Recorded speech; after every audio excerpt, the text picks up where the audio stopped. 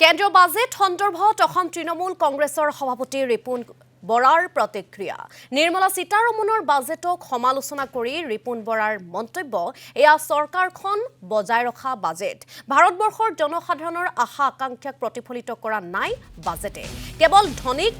শ্ৰেণীৰ স্বাৰ্থ পূৰণৰ চেষ্টা কৰা হৈছে বাজেটত দুখীয়া শ্ৰেণীৰ ৰাইজৰ বাবে কোনো পৰিকল্পনা নাই বাজেটত অসমক সম্পূৰ্ণৰূপে বঞ্চনা কৰা হৈছে কেন্দ্ৰীয় বাজেটত আৰু বাজেট সন্দৰ্ভত এবাৰ দেখা পোৱা গ'ল ৰিপুণ বৰাই কৰিছে কেইবাটাও গুৰুত্বপূৰ্ণ মন্তব্য এই বাজেটখন সম্পূৰ্ণ এখন ব্যৰ্থ বাজেট এটা ব্যৰ্থ চৰকাৰ আৰু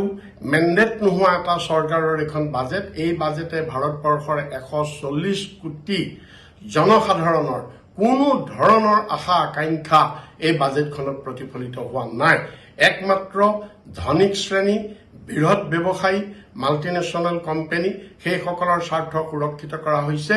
দৰিদ্ৰ ৰাইজ দুৰ্বল শ্ৰেণীৰ লোক শিডিউল কাষ্ট শিডিউল ট্ৰাইবছ পাহাৰীয়া লোক দলিত মহিলা যুৱক